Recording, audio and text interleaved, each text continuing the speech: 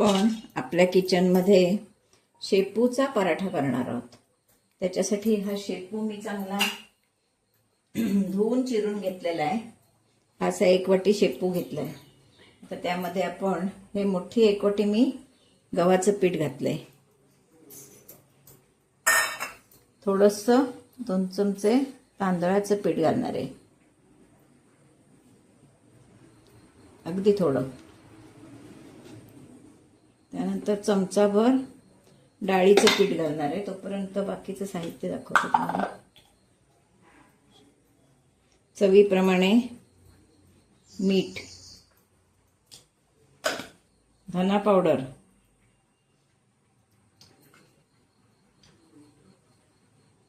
जिरा powder, आलं लसूण paste ही मी परतून ठेवलेली आहे चांगली, केव्हाही उपयोगी होते आपल्याला। लाल तिखट,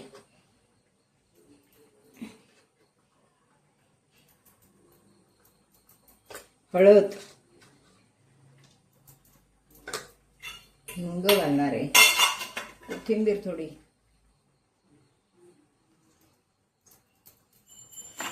हे अर्धा चमचा असं बेसन घातलंय। खमंगपणा छान येतो त्याच्यामुळे। जेवणासाठी वासासाठी हिंग, नंतर ओवा घालणार आहे। ओव्याचा पण स्वाद छान येतो। ओवा असा मी हातावर चुरडून घालणार आहे, म्हणजे त्याचा वास छान येतो। असं आता आपण हे सगळं घालून घेतलंय। आता आपण याच्यात थोडंसं तेल घालणार आहे, मी कच्चं तेल। आणि आता हे मी जसं आपण पोळीला पीठ भिजवतो तसं सगळं पीठ भिजवून घेणार आहे। खूप सुंदर पराठे लागतात आणि पौष्टिक होतात, एकदम पौष्टिक असे। कारण शेपू हा हिमोग्लोबिन वाढवणारा आहे, त्याच्यामुळे शेपू पण खायचा कंटाळा करतात लोक। त्याला वास एक वेगळा असतो, त्याच्यामुळे जरा खायला कंटाळा येतो, म्हणजे आवडत नाही बऱ्याच जणांना। मग असे काही प्रकार केले की नक्की आवडीनं ते घरात संपतात। अगदी मुलं सुद्धा हा खाऊ शकतील पराठा, इतका सुंदर होतो। तर मी हे मळून घेते।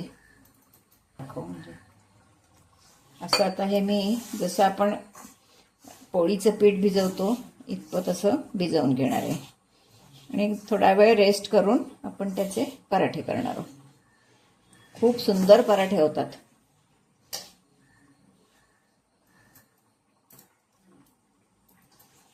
तर गोळा करून घेते व्यवस्थित सगळं पाण्याने भिजवून।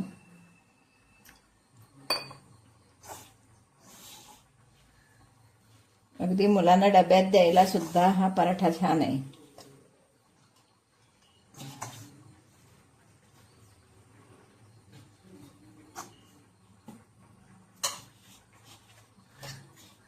असा भरवा पराठा सुद्धा करू शकतो, पण भरव्यात मग जास्त वास येतो पुदिन्याचा, ह्याचा शेपूचा वास भरपूर येतो। असा केला की छान लागतो।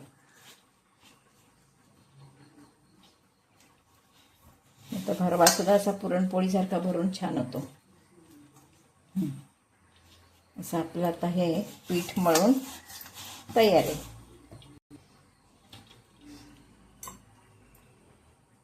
हे बघा, छानपैकी आपला गोळा हा मळून तयार आहे। आपण आता हे झाकण ठेवणार आहोत आणि रेस्ट करायला ठेवणार आहोत। वगैरे ठेवलं तरी चालतं, छान होतात पराठे। चव आपण बघू शकतो पिठाची, म्हणजे मीठ वगैरे काय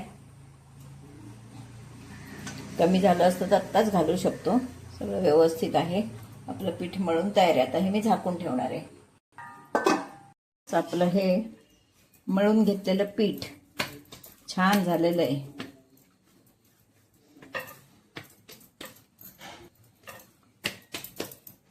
आता आपण पोळीप्रमाणेची लाटून घेणार आहोत। आपल्याला हव्या त्या आकाराचे, हवे तसे। अगदी पोळीसारखं घडी केलं तरी सुद्धा चालतो, उलट तो चांगला होतो, किंवा साधा लाटला, अगदी नुसता लाटला तरीही चालतो। छान पराठा सुंदरच होतो। आता आपण पराठा लाटूया। किती छान दिसतोय बघा तो। शेपू हात असल्यामुळे एकदम पौष्टिक पराठा आहे, हिमोग्लोबिन वाढवणारं शेपूनं हिमोग्लोबिन वाढतं.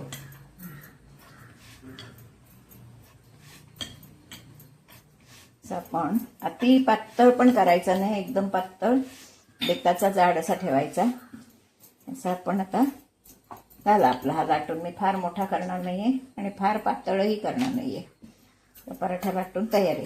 तव्याला मी तेल लावून घेतले. तेल तूप आपल्याला जे आवडेल ते लावावं, काहीही लावलं तरी चालेल. किती छान दिसतोय बघा.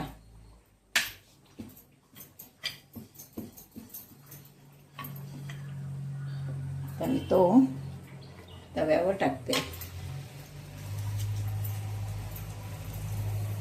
तर मी या बाजूचं तेल लावून ठेवते.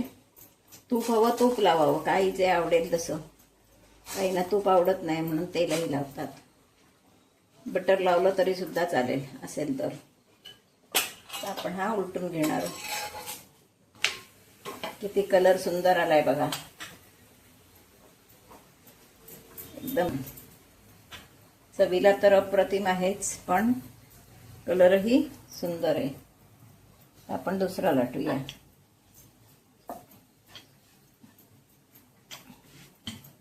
आता तुम्हाला जरा घडी घालून दाखवते, आणखीन चांगला होतो. चवतीच असली तरी त्याला पदर सुटतात. फक्त अति पातळ करायचा नाही पराठा, अति पातळ नाही करायचा.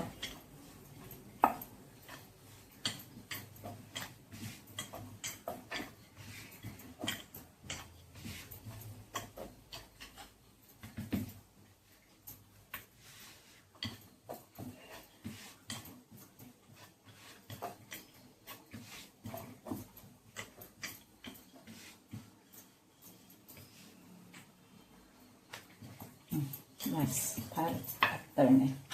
हा बघूया आपला झालाय का. हा बघा किती सुंदर दिसतोय तो. देशी सुंदर हा पराठा तयार झालेला आहे. लगेच खायचा असेल तर आपण ताटात घेऊ शकतो, नाहीतर मग ते असे उब धरते म्हणून असं, म्हणजे वाफ येते त्याला म्हणून असा ठेवायचा जाळीवर. तर आपण दुसरं टाकणार आहोत. त्याच्यासाठी आता तेल लावून घेते. हा दुसरा पराठा गेलेला आहे तव्यावर. आता 2-3 आहेत ते मी करून घेणार आहे, तुम्हाला दाखवते. थोडं तेल लावून घ्यायचं. तेल तूप काय आवडेल ते. सॉस बरोबर, चटणी बरोबर, कशा बरोबरही छान लागतो. अगदी चहा बरोबर नुसता खाल्ला तरी सुद्धा. आपण परतून घेऊया. हा बघा किती कलर सुंदर आलाय तो.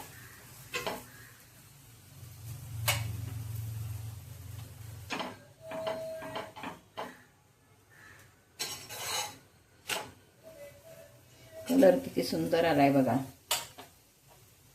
मस्त, आणि वासही छान येतोय. खायला अप्रतिम लागतो.